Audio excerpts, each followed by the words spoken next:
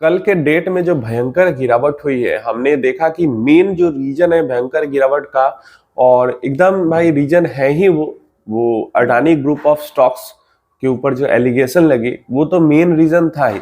But इसके अलावा कल के डेट में अपने खुद के अलग अलग रीजन से काफी बड़े बड़े स्टॉक्स हैं जो कि 8 से 10% तक क्रैश किए हैं, वो भी मैं आपको बता देता हूं।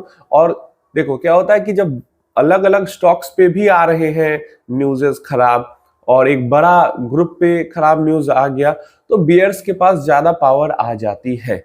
और वही जब अच्छा अच्छा सब कुछ होता है तो बुल्स के पास ज्यादा पावर आ जाती है। तो यहाँ पे सबसे पहले हम पेटीएम की ही बात कर लेते हैं। तो कल के डेट में इंट्राडे में ऑलमोस्ट 10% तक पेटीएम क्रैश किया था, एंड क्लोजिंग बेसिस पे 8.3% के आसपास पेटीएम क्रैश किया। अब ऐसा क्या हो गया? ऐसा तो नहीं कि बहुत बुरे इसके नंबर्स आए थे। तो देखिए, गवर्नमेंट एक पीआईडीएफ स्कीम चलाती थी, और पीआईडीएफ स्कीम जो है, जो लास्ट उसका डेट था वो यही दिसंबर 2025 तक का था। अब इससे आगे लाइक जैसे जनवरी चल रहा है, तो यहाँ पे उस पीआईडीएफ स्कीम को कंटिन्यू करना है या नहीं करना है, इसको लेकर गवर्नमेंट ने कुछ अनाउंसमेंट नहीं किया है। होगा नहीं होगा, होगा या नहीं होगा, इसको लेकर कोई सरकार की तरफ से क्लैरिफिकेशन नहीं है। और पीआईडीएफ स्कीम के अंदर में क्या होता था? ये होता था कि जो बहुत ही बैकवर्ड इलाका है, मतलब tier 3, tier 4, tier 5, tier 6 cities हैं, या इसके अलावा नॉर्थ ईस्ट के जो स्टेट्स हैं जहां पे ज्यादा परेशानी है, उसके अलावा ऐसे जगह जहां पे बिल्कुल पेमेंट का इंफ्रास्ट्रक्चर नहीं है, वैसे जगह पे डिजिटल पेमेंट को बढ़ावा देने के लिए, प्रमोट करने के लिए सरकार जो है वो पीआईडीएफ स्कीम चलाती है।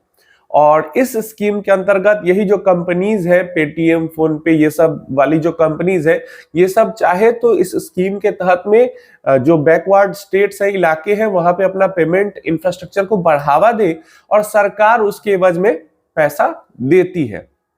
तो यहाँ पे लगभग जो पेटीएम को 100-125 करोड़ मिल जाते थे इधर से, और ये जो है पेटीएम का जो ओवरऑल रेवेन्यू है उसके अंदर सिग्निफिकेंट हिस्सा था।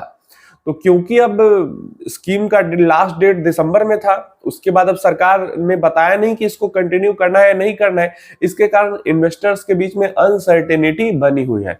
और ये अनसर्टेनिटी एक बड़ा रीजन है कि पेटीएम के शेयर पे दबाव बना हुआ है। इसको लेकर पेटीएम जो कंपनी है उसके तरफ से क्लैरिफिकेशन भी आया कि अगर ये कंटिन्यू नहीं भी होती है तो हम रेवेन्यू जो हमारा है उससे इसको कवर करेंगे, रेवेन्यू जैसे ग्रो होगा ये कवर हो जाएगा, कोई दिक्कत नहीं होगी। लेकिन भाई क्लैरिफिकेशन उतना इन्वेस्टर्स को पसंद नहीं आया और दबाव बना हुआ है, और जब तक इसको लेकर कुछ कंक्लूजन नहीं आता तब तक दबाव बना रहेगा, या फिर इन्वेस्टर्स को अब लगे कि हाँ चलो इसको अब उतना वैल्यू देने की इस बात को जरूरत नहीं है, तब तक इन दोनों में से कुछ भी हो, लेकिन तब तक दबाव तो है इसके स्टॉक पे बना रहे। नेक्स्ट, इटर्नल लगभग 6% से क्रैश कर गया इटर्नल कल के डेट में। तो एक जो ओवरऑल सेंटिमेंट था वो तो खराब था ही, लेकिन इटर्नल के शेयर पे न्यूज तब से बनी हुई है। वैसे इसका जो रेवेन्यू है वो अच्छा, मतलब Q3 के नंबर बुरे नहीं थे, लेकिन जो न्यूज आई कि जो दीपेंद्र गोयल साहब है जिन्होंने स्क्रैच से जोमेटो को, जो जोमेटो आज है इटर्नल बना हुआ है, उसको बनाया है, वो सीईओ की पोस्ट को छोड़ रहे हैं। क्लियर है? और जो ब्लिंकिट के हेड हैं, ब्लिंकिट जो चला रहे हैं, वो अब दीपेंद्र गोयल की जगह सीईओ की पोस्ट को ज्वाइन करेंगे।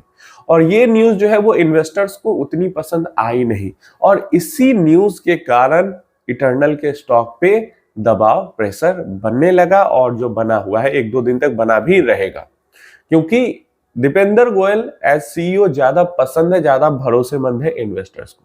अब ये नए इंसान आएंगे, अब ये क्या करेंगे, कैसे करेंगे, इतनी बड़ी ऑर्गेनाइजेशन को चला पाएंगे, नहीं चला पाएंगे, तो इसको लेकर अनसर्टेनिटी देख रहे हो। पेटीएम में भी अनसर्टेनिटी, सरकार आगे इसको कंटिन्यू करेगी नहीं करेगी। इटर्नल को भी लेकर अनसर्टेनिटी कि जो ब्लिंकिट हेड आएंगे वो किस तरीके से इसको चला पाएंगे, नहीं चला पाएंगे। तो जैसे ही जहां भी जिस स्टॉक में अनसर्टेनिटी दिखती है वहां पे परेशानी शुरू हो जाती है। अडानी ग्रुप में भी क्या होगा इस केस का, कैसे होगा, अनसर्टेनिटी वहां पे भी दिखी। नेक्स्ट, यस बैंक 3.5-4% से क्रैश कर गया, यहाँ पे भी अनसर्टेनिटी है। 81 बॉन्ड्स का मामला बार बार उखड़ के सामने आता है। लगभग 8,500 करोड़ का मामला है। हाई कोर्ट में यस बैंक केस हार गई थी, अब सुप्रीम कोर्ट में मामला चल रहा है। यहाँ पे भी एक बार डिसीजन आया था लेकिन उसको फिर होल्ड पे डाल दिया गया था। तो 81 बॉन्ड्स का जो मामला है जिसके कारण यस बैंक, ये लास्ट एक मामला है जो कि यस बैंक के साथ अभी परेशानी है। अगर ये मामला यहाँ सुप्रीम कोर्ट के अंदर यस बैंक के खिलाफ में जजमेंट आ जाता है तो 8,500 करोड़ की लाइबिलिटी यस बैंक के ऊपर आ जाएगी। अगर जीत जाते हैं तब तो बात ही अलग है। तो इस कारण से 20 रुपए का स्टॉक जरूर है, लेकिन मामला 8,500 करोड़ का है जिसने जो इस स्टॉक पे प्रेशर डाले हुए। नंबर्स यस बैंक के अच्छे आए थे, लेकिन वही बात है जब नंबर्स वगैरह आते हैं तो ये सब जो मामला होता है, लीगल मामला, वो भी उखड़ के सामने आ जाता है। और जब खराब सेंटिमेंट हो तब तो हथौड़ा और जोर का लगता ही लगता है। अब 81 बॉन्ड्स के अंदर हुआ क्या था, तो यस बैंक ने राणा कपूर के टाइम पे जिन्होंने फ्रॉड किया था उसी टाइम पे 17-18 के टाइम पे ही फ्रॉड किया था। एक तरीके से कह सकते हो मिस सेलिंग किया था इन्वेस्टर्स के साथ। क्या मिस सेलिंग किया था कि बॉन्ड चिपका दिया था इन्वेस्टर्स को एफडी बोल के 81 बॉन्ड चिपका दिया था और यही मिस सेलिंग हुई थी। और ये तो 100% मिस सेलिंग है और भाई जो यस बैंक के खिलाफ ही आना ही चाहिए। तो काफी सारे लोगों का पैसा, जो कि टोटल अमाउंट है वही 8,500 करोड़ आता है, उतना पैसा फंसा हुआ है इन्वेस्टर्स का इस केस के चक्कर में। समझ रहे हो आप लोग? जो समझते हो एफडी सेफ है, एफडी बोल के मतलब गंगा बोल के नाले में कुदवा दिया, वही वाला हाल यहाँ पे हो गया था। एफडी बोल के बॉन्ड्स में इन्वेस्ट करवा दिया यस बैंक ने। तो हेवी मिस सेलिंग हुई और बार बार जब ये चीजें होती है तो ये निकल के आ जाती है तलवार। अच्छा, इंटरग्लोब एविएशन अर्निंग्स मिस हुआ भयंकर तरीके से, अर्निंग्स बहुत खराब हुई। लेकिन जिस तरीके की अर्निंग खराब हुई उस तरीके का स्टॉक के अंदर जर्क रिएक्शन नहीं आया। सिर्फ 4% के आसपास का हमको क्रैश इंडिगो के अंदर, जो कि इंटरग्लोब एविएशन में देखने को मिला। लेकिन इसके अंदर क्रैश और ज्यादा होनी चाहिए थी क्योंकि नंबर्स इसके बहुत खराब थे। क्यों नंबर्स खराब थे? क्योंकि पिछले हम देख ही रहे कई महीनों से इंडिगो का मामला चल ही रहा था। लेकिन क्या है कि इंडिगो पे इन्वेस्टर्स को भरोसा है, कस्टमर्स को भरोसा हो या ना हो, लेकिन इंडिगो पे इन्वेस्टर्स को भरोसा है कि आगे चल के कैसे भी ना कैसे करके, क्योंकि इंडिगो ही दुनिया के अंदर एक ऐसी कंपनी है जो कि सबसे ज्यादा प्रॉफिट एयरलाइंस के अंदर में बना लेती है। तो इतना भरोसा, यही बोला ना मैंने हमेशा कि परंपरा, प्रतिष्ठा, अनुशासन बहुत जरूरी है। तो खराब नंबर देने के बाद भी सिर्फ 4% इसको तो 14% क्रैश करना चाहिए था, 24% क्रैश करना चाहिए था। लेकिन इन्वेस्टर्स को पता है कि आगे चल के जो भी परेशानी हुई है, गड़बड़ी हुई है, उसको इंडिगो ठीक कर लेगी और अच्छे नंबर्स अगले क्वार्टर में या उसके अगले क्वार्टर में, हो सकता है साल भर लग जाए, लेकिन वापस ये ट्रैक पे जरूर आ जाएगी। क्योंकि हमेशा से इंडिगो ने ऐसा ही किया है, करके दिखा है। इंडिगो के लिए बाकी सब कुछ बाद में है, लेकिन profits first, revenue first. Revenue कैसे बढ़ाना है, प्रॉफिट कैसे बढ़ाना है, ये सबसे पहला है। और एक बिजनेस ऑनर के लिए यही तो सबसे अच्छी चीज होती है।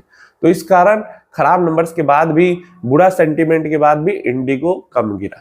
क्लियर है ये चीज? इसके अलावा एक और स्टॉक है जिसने अच्छे नंबर्स दिए बट फिर भी गिरावट काफी तेज हो गई। ये सब बड़ी कंपनीज हैं जिनका गिरना मार्केट सेंटिमेंट को खराब करता है, मार्केट पे असर डालता है। Popular companies, big companies, Premier Energy की बात करते हैं, 8.5-9% तक क्रैश कर गया सिंगल डे में। क्यों? क्योंकि नंबर्स अच्छे हैं लेकिन फिर भी अब एनालिस्ट ने कह दिया कि Q3 के नंबर्स तो ठीक है, लेकिन इसके आगे के जो हालात है वो प्रीमियर एनर्जीज के लिए अच्छे नहीं है। आगे नंबर्स के अंदर हमें ज्यादा प्रेशर देखने को मिल सकता है, आगे जो रेवेन्यू प्रॉफिट्स वगैरह है वो घट सकते हैं। बस एनालिस्ट्स ने इतनी सी बात कही और ये न्यूज का प्रीमियर एनर्जी पे भयंकर सा असर दिखा, 8.5-9% तक क्रैश कर गया। अब यही चीजें जो है, यही चीजें जब बुल मार्केट होती है ना, और तो इस तरीके की जो खबर है, न्यूज है, वो दब जाती है। लेकिन एक तो बेयर मार्केट हो, 1.5 साल से मार्केट खराब चल रहा हो, उसके बाद एक बड़ा बम गिर गया अदानी का, उस तो सेंटीमेंट ऑलरेडी बहुत ज्यादा खराब हो ही चुका था। ऊपर से इंडिविजुअल स्टॉक्स की इंडिविजुअल परेशानियां आने लगी, तो बस धड़ाधड़ 8%, 10%, 15% स्टॉक्स यहाँ पे टूटना शुरू हो गए। मार्केट सेंटीमेंट पॉजिटिव रहने पे इन न्यूज़ेस का भी कोई असर नहीं होता।